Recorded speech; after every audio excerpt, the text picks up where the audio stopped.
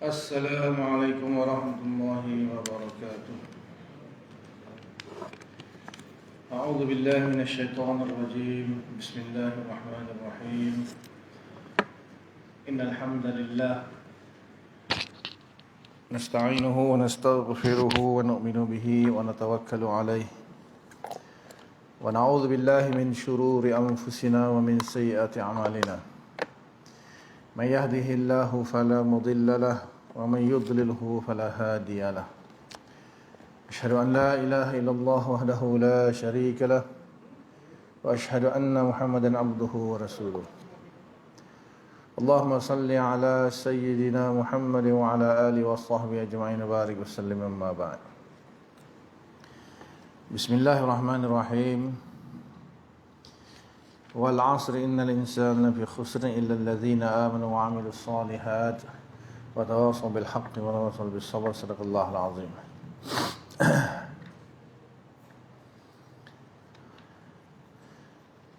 وقال رسول الله صلى الله عليه وسلم من سلك طريقا يلتمس به علما سهل الله له به طريقا إلى الجنة وكما قال صلى الله عليه وسلم.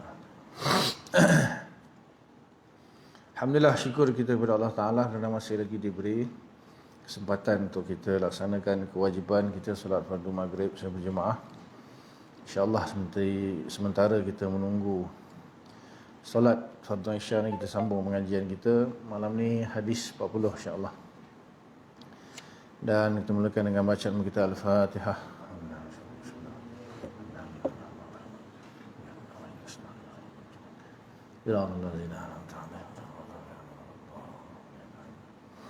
Muka surat 99.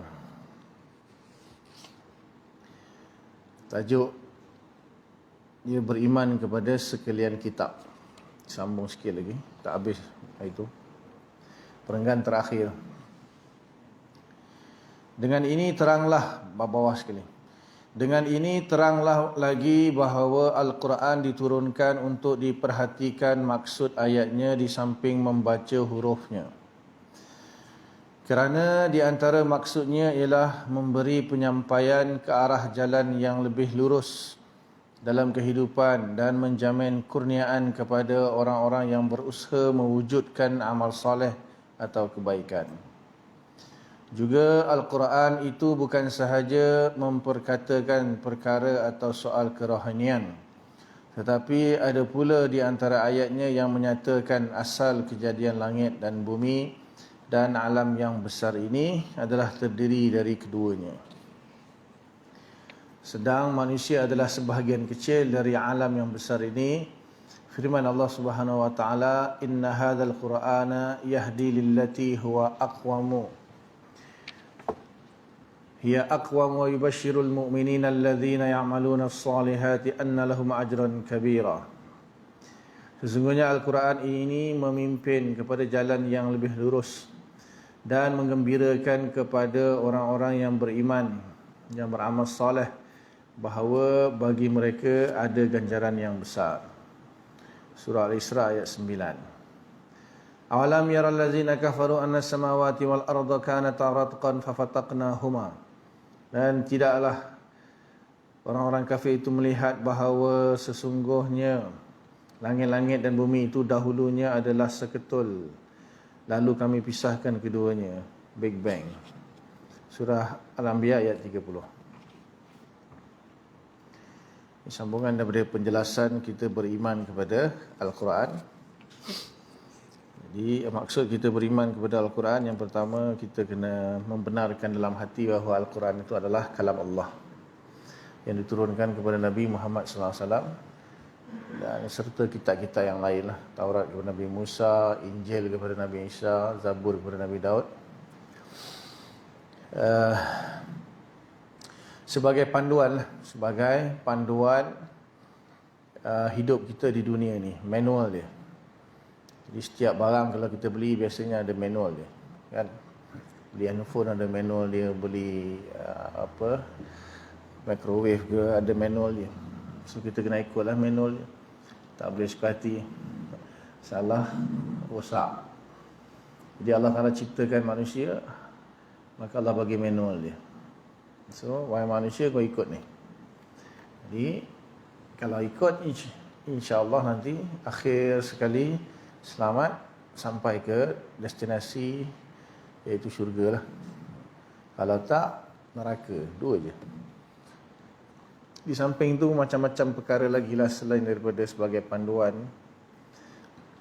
Banyak lagi yang isi kandungan Al-Quran lah. Ada juga tentang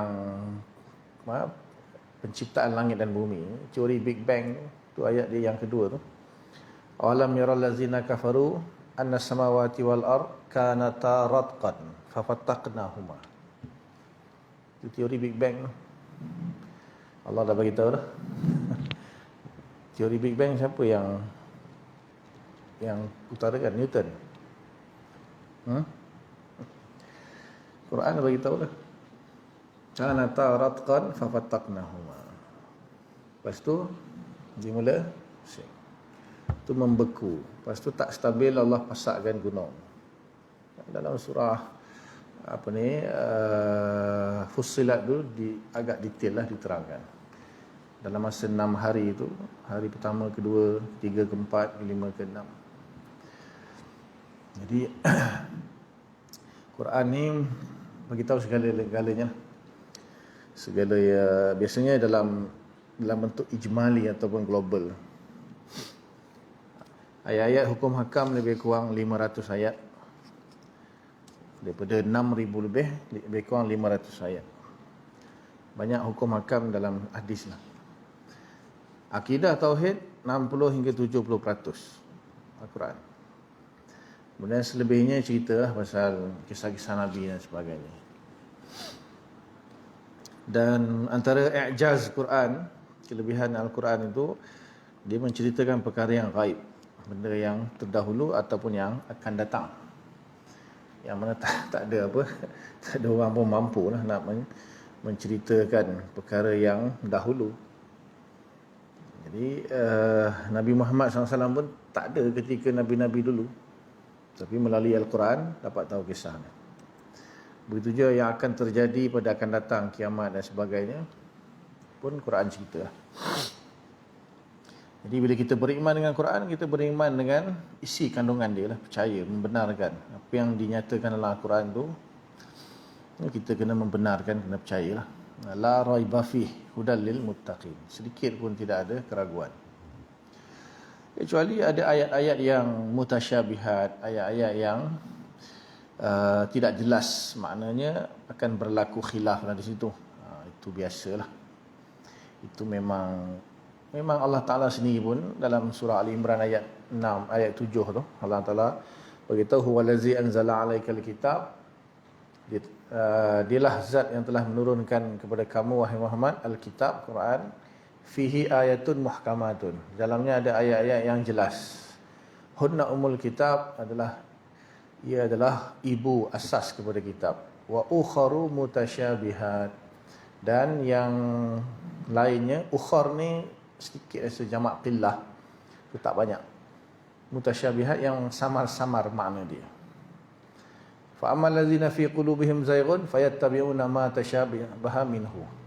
Orang yang dalam hati dia ada kesesatan, dia sukalah follow ayat-ayat mutasyabihat ni. Ibtigha al-fitnah, kerana menimbulkan fitnah, mencari fitnah.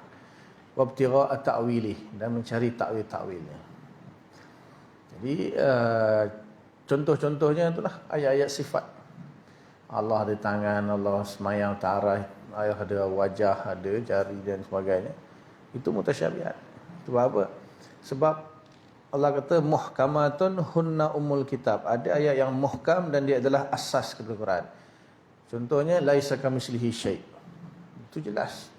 Laisa kamitslihi syai' itu muhkam dan dia asas. Maka kena raddul mutasyabihat ilal muhkam. Kita kena kembalikan yang mutasyabihat itu kepada muhkam. Jadi bila Allah kata laisa kamitslihi syai', maka takkanlah Quran tu bertentangan. Kejap kata tak sama dengan segala sesuatu, tapi sama je, ada tangan, ada kaki, ada wajah. Jadi tidak boleh kita mengikuti ayat-ayat mutasyabihat. Sebab itu kita dalam Ahlussunnah wal Jamaah kita tak bahas ayat mutasyabihat. Kita ambil yang muhkamnya. Allah wujud, Allah ada kudrah, iradah, ilmu, hayah, itu jelas. Itu muhkam. Bab-bab mutasyabihat kita tinggalkan. Tu Allah kata tu jangan takwil tu, wabtigha ta'wilih. Asalnya kita tak takwil. Tapi disebabkan golongan-golongan yang sesat itu mentakwil dengan takwilan yang salah, maka ulama pun bangkit dengan mentakwilkan dengan takwilan yang benar. Yang kita kata takwilan yang zanni lah. Tetapi tidak bercanggah dengan akidah Ahlussunnah wal Jamaah. Sebab bukan kita yang mula-mula takwil. Yang mula-mula takwil Mu'tazilah, Wahhab, Mujassimah, Musyabbihah. Jadi menganggap tangan tu anggota, takwil tu. Mentakwilkan tangan Allah sebagai anggota, takwil tu. Ataupun menafikan terus, takwil kata ni macam-macam, takwilan Syiah, takwilan Mu'tazilah. Akhirnya ulama kena bagi juga takwilan yang sahih. Asalnya kita tak perlu pun bahas, tapi jalan penyelesaian dia tak cukup dengan hanya yang seperti mana yang dilakukan oleh salafus soleh yang awal, iaitu jangan layan, jangan bahas. Tapi dah parah dah, tak boleh ya. Terpaksa juga. Kalau nanti orang banyak lagi terjebak, terpaksa takwil juga. Takwil yang sahih lah tapinya. Lepas tu marah kita pula, kita takwil. Ada sebab, ada sejarah dia. Jadi ayat-ayat macam tu jangan kita biarkanlah dengan keadaan mutasyabihat dia. Kita hanya pondering ataupun kita mentadabburkan yang jelas saja. Yang mana yang tak jelas kita serahkan kepada ulama. Semuanya itulah, kadang-kadang pandai memandai itu Allah sendiri yang kata, itu masalah lah. Itu dalam akidah lah kita bahas nanti. Ayat ini menerangkan bahawa langit-langit, tiap-tiap sesuatu yang di atas kita dinamakan langit. Langit itu sendiri pun sebenarnya tak tahu apa dia. Langit itu sendiri apa dia, itu pun siapa yang boleh bagi tahu langit tu apa. Hanya orang yang dah sampai ke langit je lah, betul. Nabi, tapi Nabi tak pernah bagi tahu langit tu apa dia. Siap ada pintu lagi. Dalam hadis Mi'raj kan, setiap langit tu ada pintu. Maksudnya ada penjaga pintu langit, malaikat penjaga pintu langit, pintu pertama, kedua, ketiga sampai ketujuh. Nah, saya minta izin lagi. So langit tu apa dia? Adakah dia jisim ataupun dia arat atau apa? Ulama kata jisim latif, lutsina, tebal, tak tahu macam mana, Allahu a'lam. Langit tu sendiri pun kita tak tahu macam mana rupa. Dan bila kiamat langit pecah. Bila pecah, bayangkan langit pecah kan, langit hancur, pecah, bergulung. Izas sama'un fatarat kan, langit pecah dalam ketika kiamat. So langit tu benda jisim. Setakat itulah maknanya daripada keterangan Al-Quran tu dapat diketahui bila dia menerima boleh pecah, maknanya dia jisim lah, benda lah. Tapi macam mana rupa dia tak tahu. Kita tengok biru, malam hitam ni kan. 500 tahun 500 tahun dan takkan sampai. Cuma tak pasti yang ikut teori sains, galaksi, maknanya semua bintang-bintang dan galaksi ni di bawah langit pertama ke, ataupun dia macam contohlah galaksi Bintang Sakti langit pertama, galaksi lain langit kedua, bukan itu? Kesemuanya langit pertama. Ada sama saintis ni.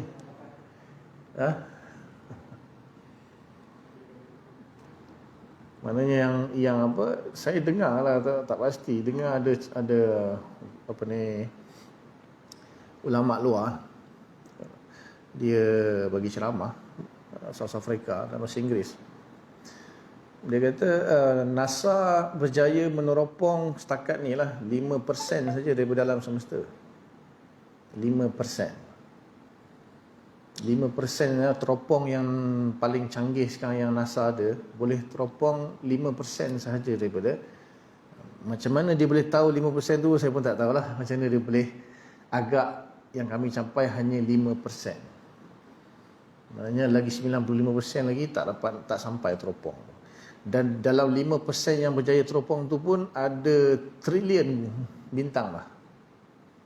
Planet bintang trilion. Macam mana kalau 100% kan? Tapi itu di bawah langit pertama ke atau adalah dia punya langit-langit tu, kata macam tu, wallahu a'lam. Setengah kata tu yang semua ni langit pertama. Sebab Quran kata kan, kami hiasi langit-langit pertama dunia dengan bintang-bintang. Surah Al-Mulk tu kan, walaqad zayyana as-samaa'a bimasabih.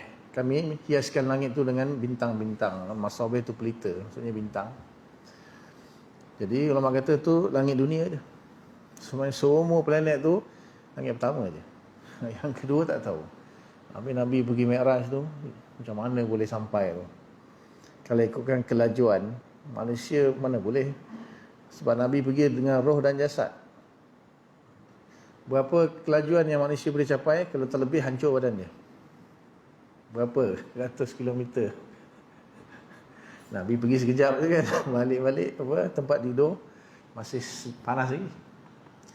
Padahal Nabi beritahu dalam hadis, langit bumi dengan langit pertama 500 tahun perjalanan. Langit pertama sampai kedua 500 tahun. Sampai setiap tu 500 tahun, maknanya 7 kali 5 3,500. Itu pergi saja, balik. Belum lagi atas aras lagi. Campur lagi 500 tahun lautan yang bawah aras tu 4,000. Pergi balik 8,000 tahun. Berapa laju bergerak? Tak hancur. Yang saya dengar belajar, kalau manusia ni satu kelajuan yang maksimum dia boleh pecah tu, dia punya badan dia boleh pecah kalau terlalu laju. Allah alam. Ya Allah Maha Kuasa. Memang kalau kita fikir-fikirkan tentang kehebatan Allah Subhanahu Wa Taala, memang tak mampu kita nak sampai, tak mampu capai pun. Yang dalam dululah ada tu dia orang share, dia orang zoom tu. Mana bumi ni dibandingkan dengan alam semesta ni, yalah macam kuman tak nampak. So kita hidup dalam 7 bilion manusia.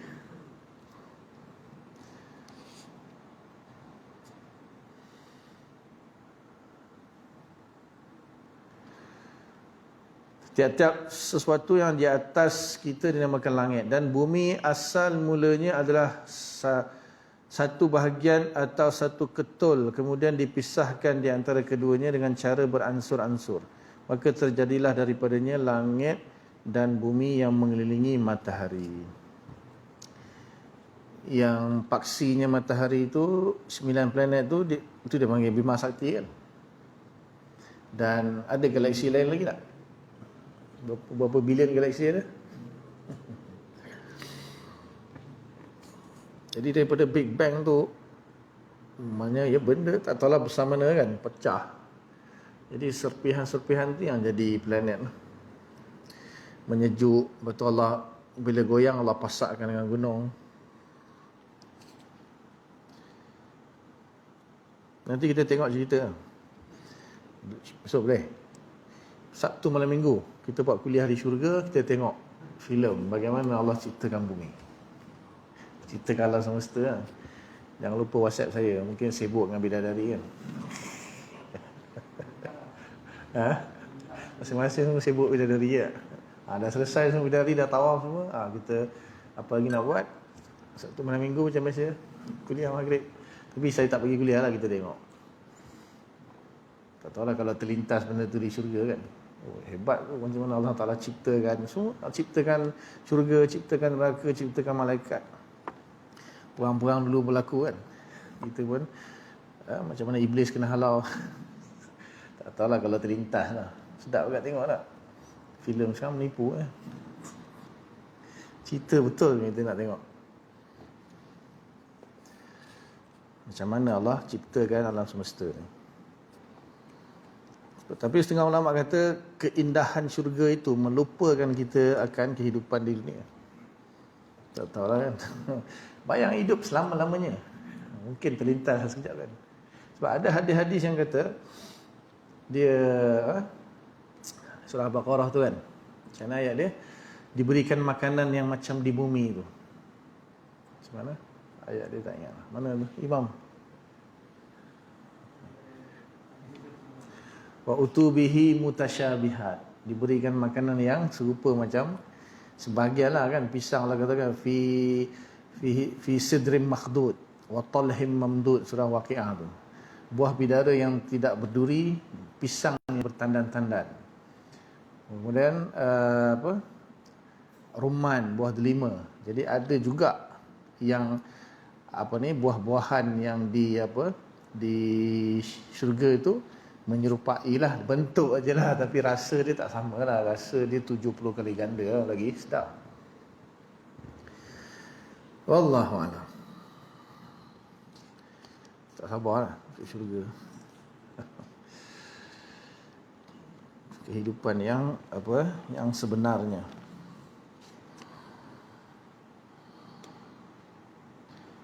Maka terjadilah daripadanya langit dan bumi yang mengelilingi matahari. Sesungguhnya banyaklah ayat-ayat ilmiah, yakni pengetahuan yang menjadi mukjizat Al-Quran, sehingga apa yang disebutkan oleh Al-Quran sejak 13 abad yang lalu, dah 14 lah kita, adalah yang lalu ada terbukti kejadiannya di dunia pada hari ini. Bahkan makin bertambah ilmu pengetahuan manusia, makin teranglah kebenaran Al-Quran. Dan sememanglah begitulah Al-Quran itu tidak dapat difahami ayatnya yang berhubungan dengan kejadian alam dan ilmu pengetahuan, melainkan dengan dasar-dasar ilmu. Semua ambil Al-Quran. Lepas tu dia mulalah, dia claim kata dia yang buat teori tu. Falsafah yang moden pun menolak ahli falsafah yang lama yang mengatakan alam ini qadim, alam ini baru. Dia orang dah tak pakai dah istilah dulu kan, alam ini qadim, alam qadim. Alangkah mulianya Al-Quran, sebuah kitab Allah berisi segala mutiara hikmah. Tetapi malangnya walaupun Al-Quran itu masih ada, tetapi rohnya, ajarannya, falsafahnya telah kehilangan belaka. Tak ramailah yang berbanding dululah, ada, cuma berbanding dengan dulu lebih banyak orang yang mengkaji tadabbur Quran. Sekarang ni yang rajin duk kaji orang Islam. Kita adalah juga, tapi berbanding dulu lebih banyak lagi lah. Yang keempat, beriman kepada sekalian Rasul. Beriman kepada sekalian Rasul adalah salah satu dasar bagi akidah. Samalah seperti dasar-dasarnya yang lain. Rasul-Rasul itu penyampai dasar-dasar agama kepada umat manusia. Kerana mereka walaupun bagaimana tinggi tingkatan akal, tidak berupaya mendapatkan agama dan hakikatnya. Sebab agama tidak boleh didapati dengan kekuatan akal. Akal hanya dapat memikirkan apa yang telah ditunjukkan oleh agama. Kepercayaan kepada sekalian Rasul adalah wajib menurut nas Al-Quran sebagai berikut. Amana Rasulu bima unzila ilaihi min rabbih wal mu'minuna kullun amana billahi wa malaikatihi wa kutubihi wa rusulihi la nufarriqu baina ahadin min rusulihi. Telah beriman Rasul itu dengan apa yang telah diturunkan kepadanya daripada Tuhannya, dan orang-orang yang beriman semuanya beriman dengan Allah dan malaikatnya dan kitab-kitabnya dan sekalian Rasulnya. Kami tidak membezakan antara seorang daripada Rasulnya. Surah Al-Baqarah ayat 285. Jadi sebenarnya dalam susunan rukun iman ni, dia sebenarnya yang pertama tu Rasul. Sebab Rasul dulu yang datang kepada manusia. Rasul bagi tahu, wahai manusia, aku adalah utusan Tuhan. Dan ini adalah kalam Tuhan. Dua wahyu kan. Dan yang menyampaikan wahyu kepada Rasul tu malaikat. So kalau ikutkan turutan Rasul dulu, Rasul di batu yang berjumpa dengan Rasul tu malaikat Jibril, dan Jibril yang bawa wahyu kalam Tuhan, kitab, dan daripada Allah. Ikut turutan dia macam tu. Maknanya manusia ni dia kenal Rasul dululah, zaman dululah. Zaman apa? Zaman ketika tidak ada Rasul. Rasul tu dakwa dulu. Rasul dakwa kata, aku utusan Tuhan. Dan datang malaikat kepada aku memberikan kalam Tuhan, wahyu. Dan Tuhan menyuruh kamu beriman kepada dia, jangan beriman kepada berhala-berhala. Sebab dia lah yang menciptakan kamu, tidak ada Tuhan disembah melainkan dia. Jadi apabila seorang manusia mendakwa begitu, maka masyarakat yang hidup ketika itu, dia bagaimana dia nak percaya bahawa itu memang Rasul? Macam mana dia nak percaya? Contohlah, macam saya bagi contoh sebelum ni kan. Contohnya, jangan cut paste pula. Contohlah saya mengaku saya Imam Mahdi. Misalnya lah. Percaya tak? Saya Imam Mahdi. Percaya tak? Contohnya, apa dalil dia? Dalil dia saya cakap saya Imam Mahdi, itulah dalil dia. Boleh? Dalil saya Imam Mahdi ialah saya cakap saya Imam Mahdi. Saya dapat wahyu, Tuhan kata saya Imam Mahdi, jadi saya cakap lah saya Imam Mahdi. Boleh percaya? Semua orang boleh, betul? Semua orang boleh dakwa, aku pun Imam Mahdi juga. Dalil dia pun aku cakap. Habis semua orang cakap macam tu, betul? Siapa yang sebenarnya? So, Rasul itu sendiri, dia tidak boleh jadikan perkataan dia sebagai dalil. Dia tak boleh jadikan perkataan dia sebagai dalil. Betul tak? Aku Rasul. Kenapa? Sebab aku kata aku Rasul lah. Tak boleh. Jadi orang takkan percaya. Apa orang buat masa tu? Kalau betul Muhammad, kalau engkau betul, belah bulan tu. Benda yang luar daripada Rasul, bukan dari Rasul tu sendiri.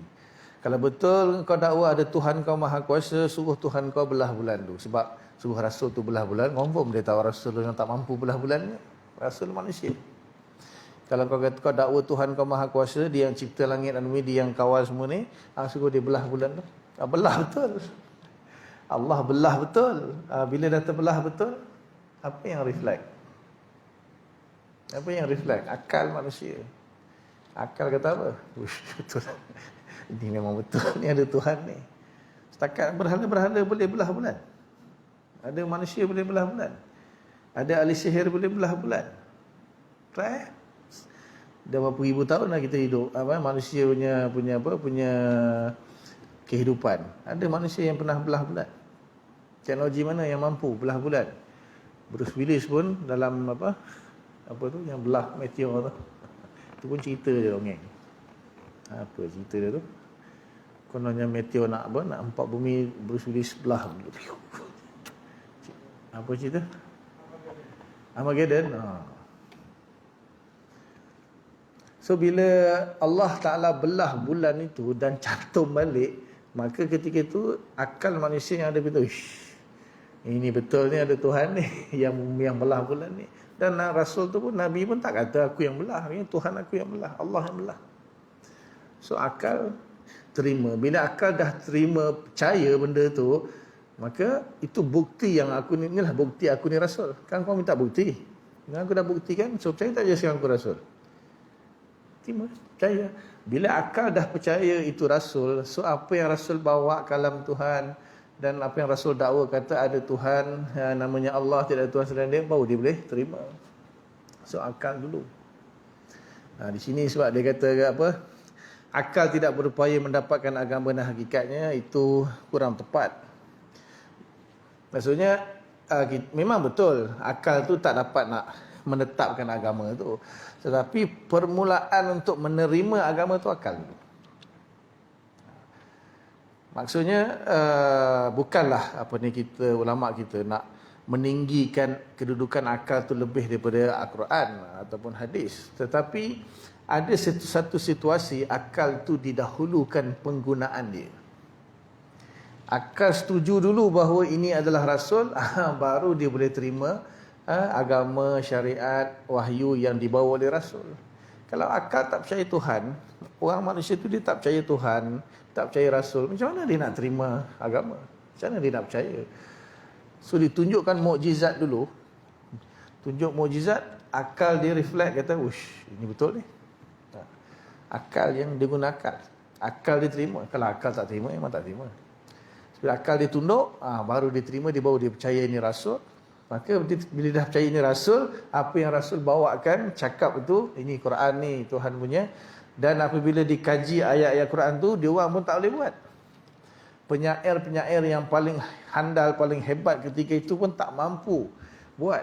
Allah cabarkan satu Quran, 10 surah, dan last sekali satu surah je, 3 ayat. Fa'tu bi suratin min mislih. Buat satu surah macam Quran, tengok kalau kau.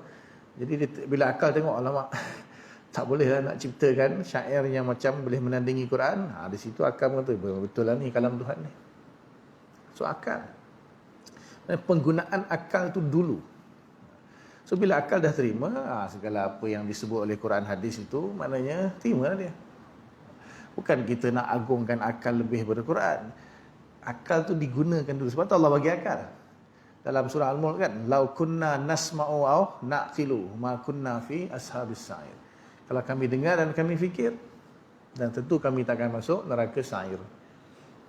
Allah beritahu kena naqilu, fikir. Kata Allah suruh fikir. Dan orang yang kafir ni Allah kata apa? Wahum qaumun la yaqilun. Betul.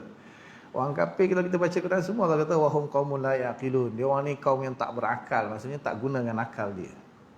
Sebab akal yang Allah ciptakan tu, kalau dia tengok apa yang Nabi bawa, dia kan setuju. Bila dia setuju, dia terima. Masa itulah kita baru refer kepada Quran hadis.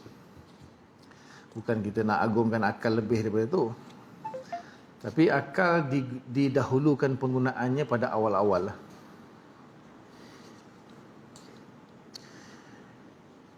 Jadi beriman kepada Rasul sebenarnya sama je beriman kepada Quran. Pasal apa? Rasul yang bawa Quran tu kan. Rasul yang bawa Quran itu dan Rasul yang menjelaskan makna Quran. Jadi beriman dengan Rasul sebenarnya sama je beriman dengan Quran. Dan beriman juga dengan malaikat yang Rasul tu kata yang bawa aku wahyu ni malaikat. Dan juga malaikatlah yang mengatur alam ni, ditugaskan untuk mengatur alam ni. Dan tentulah beriman dengan Allah Ta'ala yang mengutuskan Rasul tersebut. Sebab tu rukun iman tu dia tak boleh kurang satu pun. Dia ke-6 tu mesti kena, sebab ada kaitan semua tu. Beriman nanti kan, lepas ni beriman kepada hari akhirat. Isi kandungan Quran tu. Jadi maknanya kalau beriman dengan Al-Quran, otomatik beriman dengan hari kiamat, hari akhirat. Sebab apa? Yalah, isi kandungan Quran yang cerita kiamat. Macam mana kita nak tahu kiamat tu? Sebab Quran bagi tahu, so beriman Quran dengan beriman kiamat sama je. Sebab hari kiamat itu isi kandungan Quran. Qadar pun isi kandungan Quran. Sebab tu rukun 6 ni 6 kena beriman. Dia tak boleh salah satu kurang, tak boleh. Tugas sekalian Rasul. Rasul-Rasul itu adalah sebagai satu keluarga yang diikat oleh satu ikatan yang ditugaskan menyuruh manusia kepada mentauhid Allah Subhanahu wa taala dan beribadah kepadanya. Sebagaimana firman Allah Subhanahu wa taala, wa Ibrahim iz qala liqaumihi u'budullaha wattaquh. Dan Ibrahim alaihissalam ketika ia berkata kepada kaumnya, sembahlah akan Allah dan takutlah kepadanya. Al-Ankabut ayat 16. Walaqad arsalna Nuhan ila qaumihi faqala ya qaumi ibudullah. Dan sesungguhnya kami utuskan Nabi Nuh alaihissalam kepada kaumnya, lalu ia berkata, hai kaumku, sembahlah Allah. Al-Mu'minun ayat 23. Wa ila 'adin akhahum Hudan qala ya qaumi ibudullah. Dan kepada kaum Ad kami utuskan saudara mereka iaitu Nabi Hud, ia berkata, wahai kaumku, sembahlah akan Allah. Suratul A'raf ayat 65. Wa ila Samud akhahum Salihah qala ya qaumi ibudullah. Dan kepada Samud, kaum Samud kami utuskan saudara mereka iaitu Nabi Saleh alaihissalam, ia berkata, wahai kaumku, sembahlah akan Allah. Surah Al-A'raf ayat 73. Wa ila Madyana akhahum Syu'aib qala ya qaumi ibudullah. Dan kepada kaum Madian kami utuskan saudara mereka itu Nabi Syu'aib alaihissalam, ia berkata, wahai kaumku, sembahlah akan Allah. Surah Al-A'raf ayat 85. Jadi memang ada sebahagian besar rasul-rasul ni memang berketurunan lah. Dia bapa kepada segala Nabi, Nabi Ibrahim. Asal Nabi Adam tu sampai kepada Nabi Ibrahim, dia pecah dua lah. Dia pecah dua, Ismail dengan Ishak. Cuma daripada Ishak tu lah masuk Yaqub, Yaqub Nabi Yusuf, kemudian terus keturunan sampai Nabi Isa AS. Cuma Nabi Isa tu lah tak ada bapa, mak je. Lepas tu naik ke langit, tak ada anak. Sambung ke mana? Sambung ke Ismail. Sambung kepada Nabi Ismail, keturunan Nabi Ismail, lahiran Nabi Muhammad SAW. So kita kata itulah sebenarnya satu keturunannya Rasul ni. Dan semuanya menyeru manusia kepada Allah Ta'ala sama. Satu ikatan kekeluargaan dia kata maksudnya ikatan keislaman, ikatan keimanan yang menyatukan. Innamal mu'minuna ikhwah kan. Sebenarnya orang beriman tu dia bersaudara. Termasuklah rasul-rasul. Semua surat itu berpusat kepada satu, iaitu seruan kepada menyembah dan mentauhidkan Allah Subhanahu Wa Taala. Dan seruan yang dibawa Rasulullah SAW yang akhir, iaitu Muhammad Sallallahu Alaihi Wasallam, adalah seperti itu juga. Hanya berlainan dalam lingkungan umat atau manusia yang diserukan, kerana rasul-rasul yang terdahulu masing-masing menyeru kaumnya, sedangkan Rasulullah Muhammad Sallallahu Alaihi Wasallam menyeru kaumnya dan sekalian manusia. Kerana kerasulannya untuk manusia seumumnya dan untuk alam sekaliannya, sebagaimana yang difahamkan dari Al-Quran dan sabdanya sendiri, iaitu wa kana an-nabiyyu yub'atsu ila qaumihi khassatan wa bu'itsu ila an-nasi 'amman. Dan adalah nabi-nabi itu diutuskan khususnya kepada kaum-kaumnya, dan diutuskan aku kepada manusia seumumnya.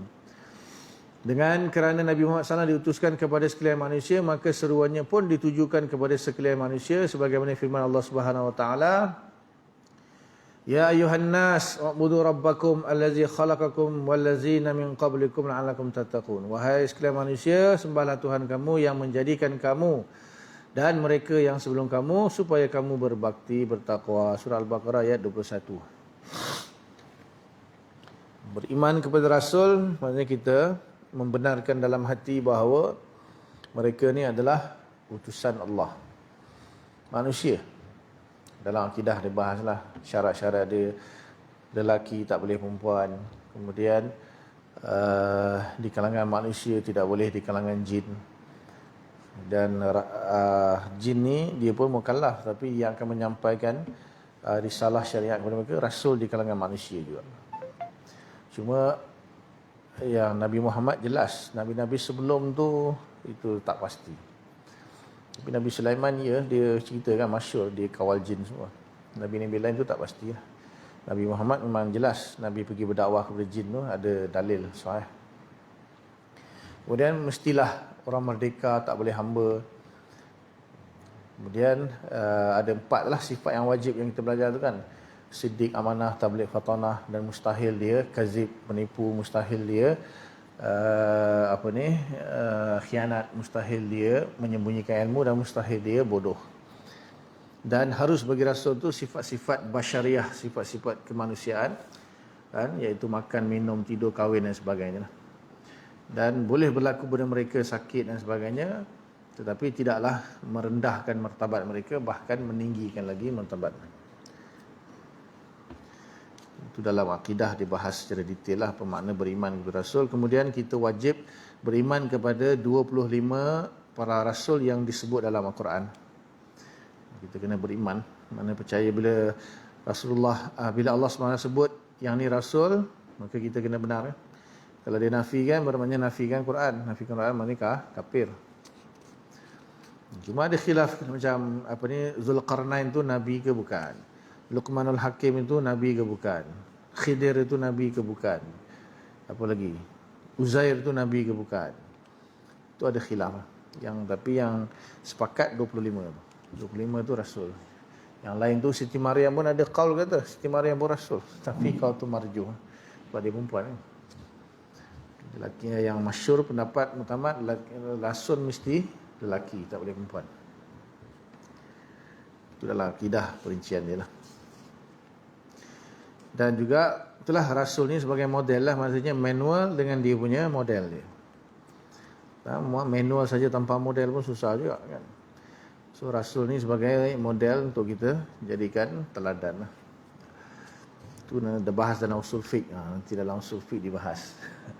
Kita mengikut sunnah Rasul tu dari sudut mana. Sebab Rasul manusia, dia ada watak-watak semula jadi manusia dia itu. Kalau kita ikut tu, adakah itu dianggap sebagai ibadah atau tidak?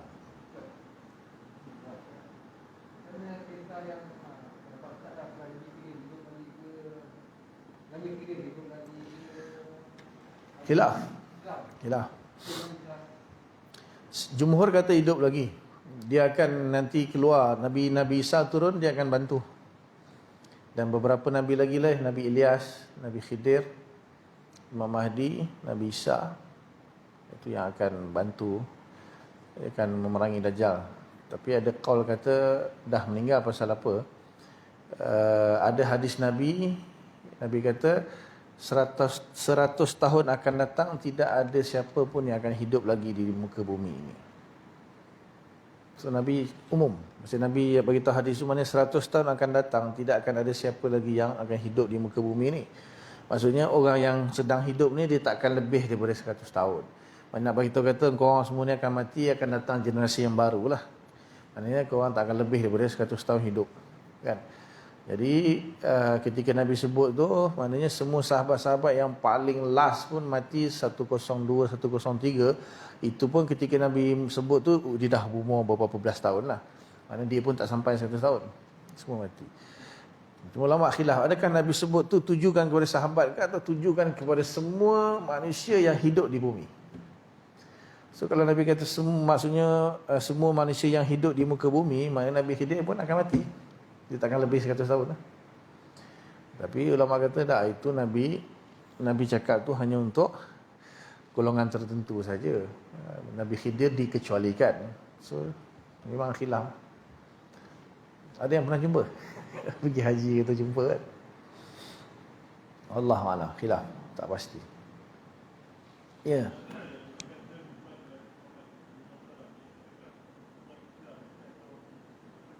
Umat Nabi Muhammad. Umat ada dua. Satu dipanggil umat ijabah, satu dipanggil umat dakwah. Umat ijabah, umat yang sudah menerima Islam. Umat dakwah, umat yang belum menerima Islam, yang perlu didakwahkan. So bila Nabi sebut ummati kan, sataftariqu ummati, itu umat ijabah. Umat ijabah. Sebab orang-orang kafir, mereka itu sebenarnya berpeluang untuk menjadi umat kalau mereka menerima Islam. Jadi kerana mereka tidak menerima Islam, kan Nabi tak mengaku umat, kafir memang tak mengaku umat. Jadi Nabi bila sebut ummati itu, umatku, maksud umat ijabah, umat yang sudah menerima Islam. Tapi yang kafir ni pun sebenarnya umat juga, cuma dia panggil umat dakwah. Umat dakwah ni mereka perlu didakwahkan supaya mereka jadi umat ijabah. Tapi kalau dia tolak, dia tak nak, maka bukan umat. Sebab tu kan Nabi kata falaisa minna, kan banyak hadis. Jadi tolaklah mana orang yang kafir, walaupun dia sepatutnya dah layak dah jadi umat Nabi, tapi dia tak mau terima Islam. Syarat untuk menjadi umat ijabah tu kena masuk Islam. Jadi dia tak terima Islam, dia hanya umat dari segi apa? Dia ada bil quwah, dia panggil. Bil quwah tu dia boleh jadi umat. Dia ada kelayakan lah. Kelayakan tu ada, tapi dia tak terima. Dia tak mau. Kalau dia terima Islam, otomatik jadi umat Nabi Muhammad SAW. Itu umat lah. Itu kaum di sini kan dia kata kaum. Kalau kaum tu maksudnya setiap Nabi tu dia ada daerah, ada kawasan-kawasan dia. Macam Nabi Musa, Bani Israel, kaum Bani Israel. Dia tak menyeluruh. Cuma tak pastilah ketika Nabi itu diutuskan di situ, di tempat-tempat lain tu ada Nabi ke tidak. Bahkan ada manusia ke tidak. Itu pun tak pasti. Kan?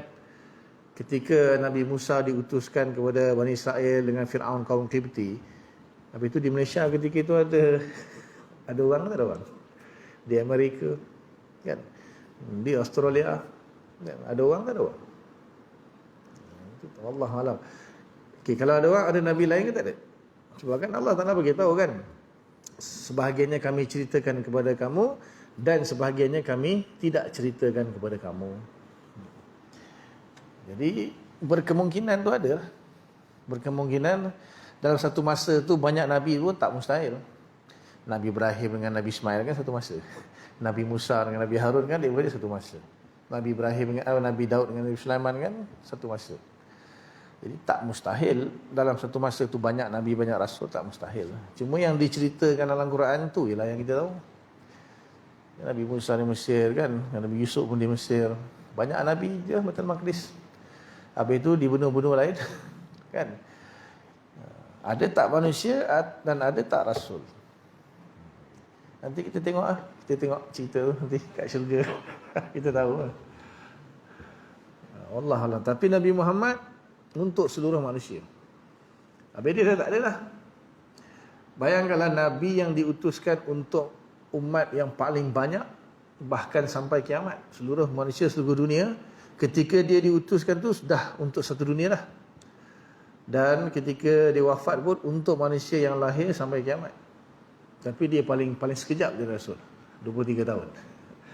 Sebab apa? Tugas kenabian itu diberikan kepada para ulama. Al-ulama warasatul anbiya. So ulama inilah yang bertanggungjawab untuk berdakwah, menyampaikan ilmu, apa dah segala tugas Rasul. Cuma itulah tak mampu pula kan. Rasul dapat bimbingan daripada Tuhan. Ulama ni macam ulama ni dia macam apa? Masing-masing ambil sikit-sikit. Apa amanah tugas yang Rasul tinggalkan tu, ulama ni ambil sikit, ulama ni ambil sikit, ulama ni ambil sikit. Jadi gabungan semua ulama tu tercapailah maksud. Tapi yang berdakwah kepada Islam, orang kafir kepada Islam tak ramai. Alasan kata umat Islam teruk. Umat Islam sekarang ni parah. Jadi kita perbetulkan Islam, umat Islam dulu. Zaman Sayyidina Umar tu masih dia orang memang dakwah terus. Bila Nabi wafat kan, Sayyidina Abu Bakar, Sayyidina Umar, Osman, Sayyidina Ali, tabi'in semua jalan. Tapi bila dah sampai satu masa entah bila wallahu alam umat Islam sendiri dah rosak, maka fokus ulama kepada umat Islam. Adalah juga ke Mirza Zakir Naik ke apa tak tahulah yang berdakwah kepada orang kafir tu adalah. Bagi laluan azan insya-Allah.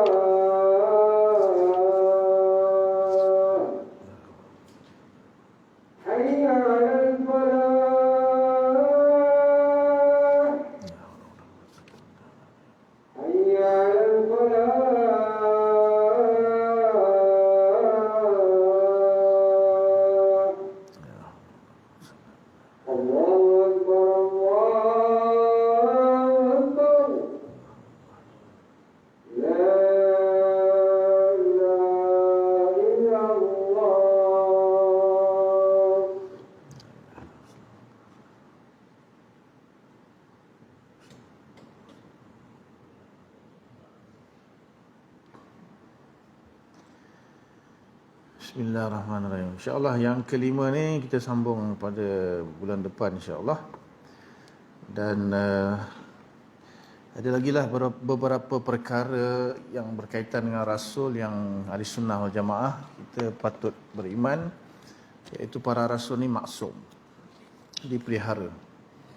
Yang sepakatnya maksum daripada kekufuran, itu sepakat. Yang kedua daripada dosa besar, sepakat. Dosa kecil khilaf. Dosa kecil ada khilaf. Tapi jumhur ahli sunnah wal jamaah kata terpelihara daripada dosa kecil. Kemudian ada lagi, iaitu bukan saja dosa kecil, dipanggil khilaful aula. Bukan dosa pun, benda yang menyalahi keutamaan, itu pun maksum. Itu yang itu ada khilaf lah. Kalau ada setengah kelompok, dia kata dah Nabi berdosa. Dia bagilah macam-macam hujah kan. Nabi Adam makan buah tu. Fa'asa Adamu Rabbahu faghawa. Asa maksiat. Tu nama jawab itu bukan darul taklif, itu syurga. Dan kalau Nabi Adam tak makan tu, habis tu tak akan turun kat dunia. Itu nama kita kalau kita anggap satu kesalahan pun. Tapi Allah sendiri beritahu kan. Fanasiya falam najid lahu azma. Dia terlupa dan kami mendapati tidak ada keazaman untuk dia bermaksiat. Anggap sebagai dosa. Dan Nabi siapa ni? Nabi yang kena telan ikan tu.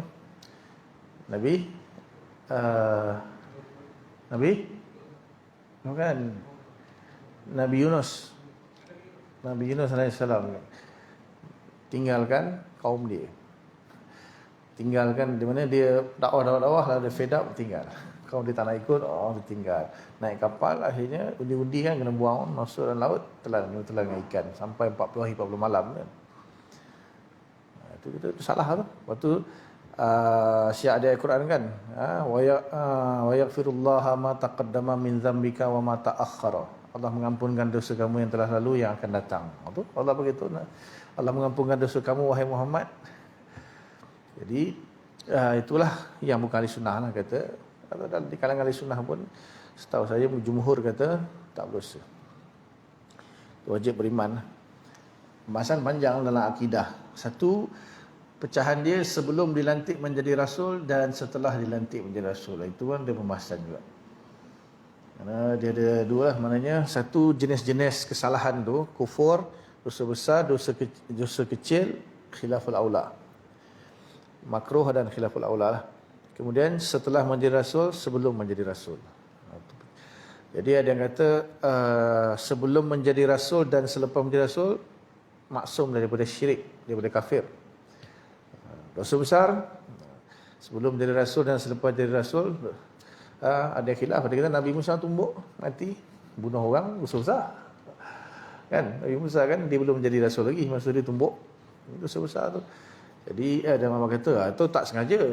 Dia bukan niat nak bunuh pun, dia tumbuk je. Tiba-tiba mati. Itu bukan dosa besar. Ada khilaf lah di kalangan. Itu dalam akidah kita bahas. Tapi jumhur ahli sunnah mengatakan terpelihara daripada syirik dan kufur, dosa besar, dosa kecil, bahkan khilaful aula. Wallahu a'lam. Soalan ada? Silakan berita yang pasal jamaah Yang viral tu. Sebut nama tak apa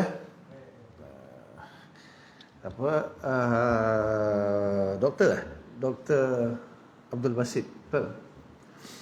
Viral lah video dia tu. Dia kata orang yang buat jamak takhir perjalanan pulang, jadi ketika dia niat jamak takhir tu boleh dilaksanakan di rumah setelah sampai. Jadi kalaulah dia mengatakan, mengeluarkan pendapat itu atau hukum itu mewakili diri dia sendiri, itu terpulangkan dia lah. Dia bagi fatwa sendirilah. Tak tahulah. Tapi kalau dia mewakili mazhab Syafi'i, itu tak betul lah. Mazhab Syafi'i yang muktamad tak boleh. Jadi kalau orang yang bermusafir kemudian dia niat jamak takhir, jadi ketika di dalam perjalanan tu kan, waktu zuhur dah habis, masuk waktu asar, jadi dia masih lagi belum sampai ke sempadan qaryah dia, maka dia kena sembahyang dulu sekurang-kurangnya zuhur tu. Asar tak apa, sebab jamak takhir ni dia tak wajib mualah, tak wajib lepas solat ni terus kena solat yang kedua macam jamak takdim. Jamak takdim disyaratkan lepas solat pertama wajib sembahyang solat kedua dengan jarak yang tak lebih daripada kadar 2 rakaat yang ringkas. Jamak takhir tak disyaratkan. Maksudnya kita sembahyang solat pertama, lepas tu antara solat pertama kedua tu setengah jam, sejam pun tak apa. Jadi sekurang-kurangnya dia kena solat zuhur itu sebelum dia masuk kampung dia. Tapi dah halang-halang pada zuhur sekali lah kan, jamak dua-dua je kasar. sekali. Semua dia kata tak ada kasar kan, itu betul lah. Cuma jamak tu tetap tak boleh. Pasal apa? Dia kata illah dia sebab dia safar. Kita mazhab Syafi'i kata illah dia dua. Satu safar, satu dia mesti masih musafir. Ketika dia masuk saja sempadan qaryah dia sudah hilang dia punya status musafir. Dia tak jadi musafir. Jadi illah untuk jamak dan qasar ni safar dan dia musafir. Bukan illahnya safar, jadi dia dah sampai rumah oleh kerana dia niat tadi ketika dia safar, boleh dia jamak di rumah. Tak ada.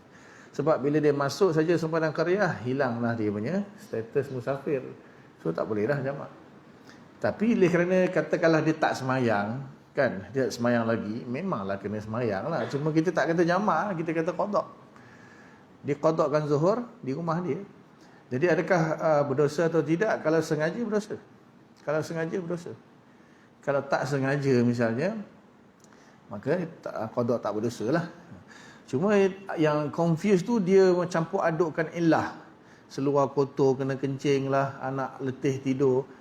Orang cerita illah safar sekarang ni. Illah dia safar. Kalau bab seluar kencing, seluar tak ada pakaian nak tukar, itu bab lain. Itu tak boleh dicampur adukkan dengan illah safar tu.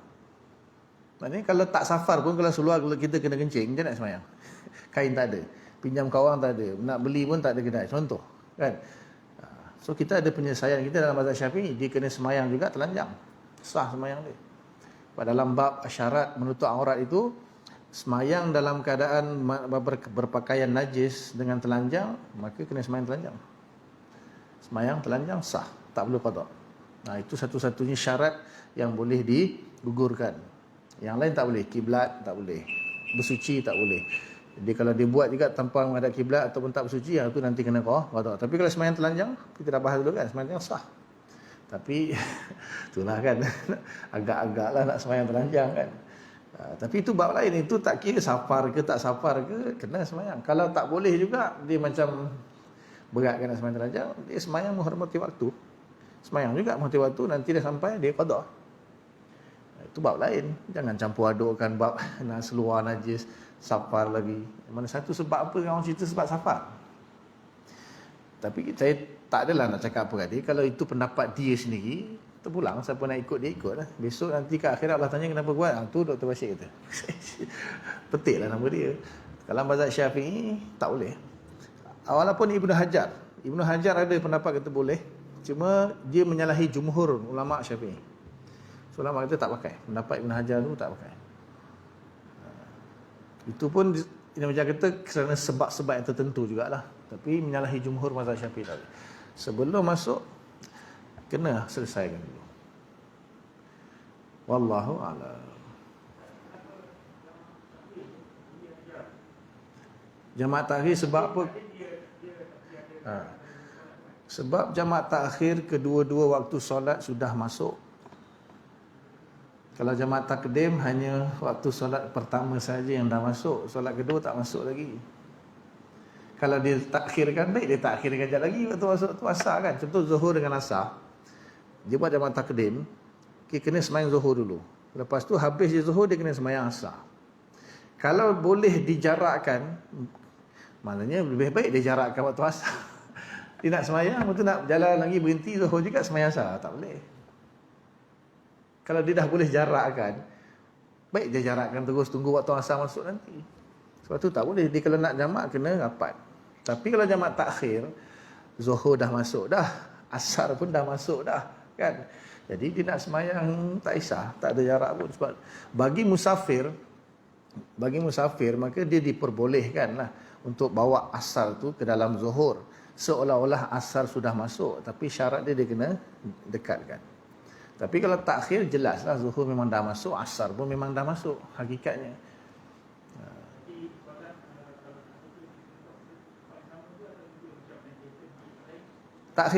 Takhir tak perlu tempat yang sama, tak perlu jarak yang dekat, terpulang. Tapi yang penting masih dalam waktu asar lah. Tapi logiknya, takkanlah orang tu banyak waktu takhir, dia sembahyang zuhur dulu, dia pergi tempat lain sembahyang asar pula. Niat tamam. Ha? Niat tamam. Niat tamam? Macam mana? Asar kalau sampai dekat tempat itu. Sampai? Dah sampai ke destinasi. Dah sampai destinasi. dah sampai destinasi dalam keadaan dia safar, tak sembahyang lagi zuhur. Dah Zuhur dah main bukan tak dekat dah. Dia tak buat biasa. Asal sempat lagi. Ha? Asal sempat lagi. Dia dah berhenti sembahyang zuhur kat situ. Tu dia nak pergi balik sembahyang asar tu. Orang bijak lah tu. Okeylah kita buat satu alasan lah. Okeylah. Lepas sembahyang zuhur tiba-tiba terkena najis pada. Lepas je sembahyang zuhur terkena najis pada dia punya pakaian. Balik sembahyang asar. Balik rumah tukar kain. Tapi 4 lah. Tak ada 2. Zuhur tadi kan dia 2. Lepas tu dia nak sembahyang entah macam mana tu terkena najis. Contohlah kan. Aduh tak boleh sembahyang. Tak apa lah. Balik rumah je pergi sembahyang. Tak kisah waktu asar ada lagi. Zuhur tu je tak boleh. Tapi logiknya dah sembahyang zuhur berhenti nanti balik rumah sama asar. Apa itu letih ya. Tapi ada sebab-sebab mungkinlah boleh je terkena najis ke apa kan. Wallahu alam, setakat itu apa yang baik daripada Allah Taala, apa yang tak baik kelemahan saya lah, minta ampun kepada Allah, minta maaf semua, dalam bagi taufik kita faham dan sampaikan, tangguh dengan kafarah ini subhanallah bihamdika asyhadu an la ilaha illa anta astaghfiruka wa atubu ilaik. Subhana rabbika rabbil izzati amma yasifun wa salamun alal mursalin walhamdulillahi rabbil alamin. Assalamualaikum warahmatullahi wabarakatuh.